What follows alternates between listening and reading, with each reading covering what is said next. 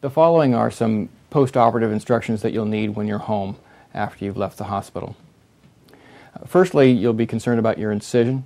There's really nothing special to do for your incision. There should be no drainage. You might get a little bit of yellow clear fluid on your pad that you keep over the incision, but there shouldn't be any bleeding and there shouldn't be any large quantity of drainage. That would be a reason to call me using the hotline phone number if that happens. But you don't have to put anything on the incision. Matter of fact, I prefer you don't.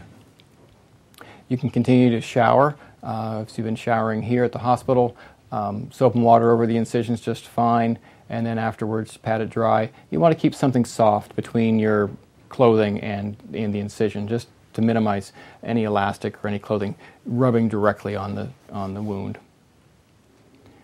The most important thing after hip surgery is rest.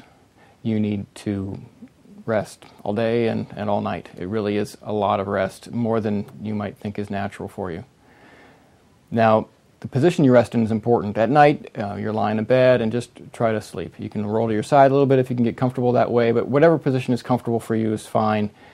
There are no position precautions when I do hip surgery. There are not any ways you're not allowed to twist or bend, assuming it's a comfortable position. So at night, if you want to twist to one side or the other for comfort, you may. Once you're out and about, again, there's no position precautions. Some hip surgeons use a little bit different technique than I do and require limitations, not being able to bend or twist beyond certain degrees, but that won't be a worry for you. So that's at nighttime you're resting in bed. But during the day you also need to rest lying down. And you need to rest lying down, preferably with your leg a little bit higher than your heart. A recliner chair may not quite get the leg high enough. You may need an extra pillow or two if you use a recliner chair underneath the surgical leg. But if somebody's looking at you from the side view, the lower half of your leg should be above your heart level or the middle of your chest. You only get up to go to the bathroom. Once you're up, walking around is fine. You're allowed to walk as much as is comfortable. You can put full weight on your leg unless I've, in some unusual situation, advised you otherwise. But generally you put full weight on the leg and you'll use your walking aid for balance and support. But walk around as much as is comfortable. A bit of walking is a good and healthy thing. What I'm really limiting is the sitting. Just sit long enough to eat a meal, use the restroom, 20, 30 minutes at the most before you're lying back down and getting the leg back up. You've been wearing some knee-high support stockings here at the hospital. If you have no swelling in your calf or ankle, then you don't need to wear those stockings. And in fact, if you've been resting and elevating the way I asked, you probably don't have any swelling there. If you do, however, have a swollen calf and a swollen ankle, wear the support stockings knee-high, at least during the day. As far as a walking aid, we've instructed you to use a walker. Don't be in a hurry to transition onto a cane. Someday that'll happen, but you don't get better faster by getting off the walker more quickly. And we'll talk more about that at the first post-operative visit. Medications. You're going to go home in the same basic medication regimen as you've had in the hospital. For most folks, unless there's something unique about your particular case, you'll be taking an aspirin a day. I'd like you to do that for 3 months. If you were taking a baby aspirin before, I'd like you to take a full adult aspirin for 3 months. Unless we've spoken and there's been some unusual circumstance. If you have a little acid stomach with taking an aspirin a day, you can take an enteric-coated aspirin. That might help a little bit, and of course taking it with food will help. Tylenol, I'm going to ask you to take 2 extra-strength Tylenol 4 times a day for about the first couple of weeks. That's really not, perhaps a little bit of help for your pain, but mostly it's in an effort to control normal post-operative low-grade temperatures and fevers and sweats and chills that people often get after surgery. So it does smooth things out a bit, and I would like you to take the Tylenol. Sometimes people worry about taking too much Tylenol. There's been a lot of press about that, and taking the dose I've just asked, 2 extra-strength Tylenol 4 times a day for 2 weeks is reasonable. Most of you will go home on Coumadin for a blood thinner. At this point, Coumadin is my major blood thinner of choice, and that may change in the future, but at this point, it's Coumadin. For most of you, it'll be Coumadin for the first time, just in the post-operative period. I'll have arranged a low-dose Coumadin. We don't run the blood thinner as thin as you would if you had a blood clot, but of course the blood thinner is to prevent a blood clot, and this is a preventative dose. It's a little bit lower. Don't worry too much about limiting your shaving or things like that. You can, with an electric razor, certainly you can shave. Often nosebleeds will happen at home after surgery. That's usually not because of the Coumadin, but we've been giving you oxygen by nasal cannula up your nose, and that's usually very dry and dries out the mucous membranes in your nose, and eventually that can crack and bleed a little bit. So if you get a little bit of a nosebleed, again, don't worry about that. If it's copious amounts of bleeding, well, that's a different story.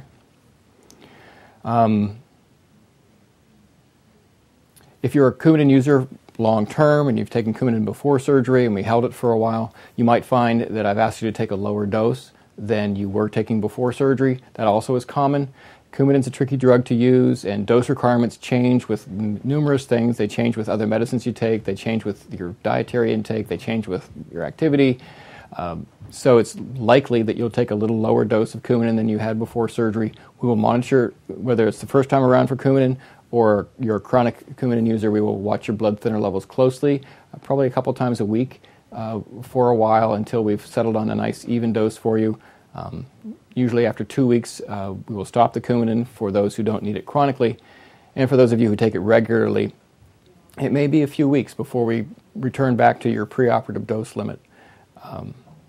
And we will manage that closely for a while, and once you're stabilized on a reasonable dose, we'll get back to your family doctor or whoever normally orders your Coumadin and transition the responsibility for that back to them.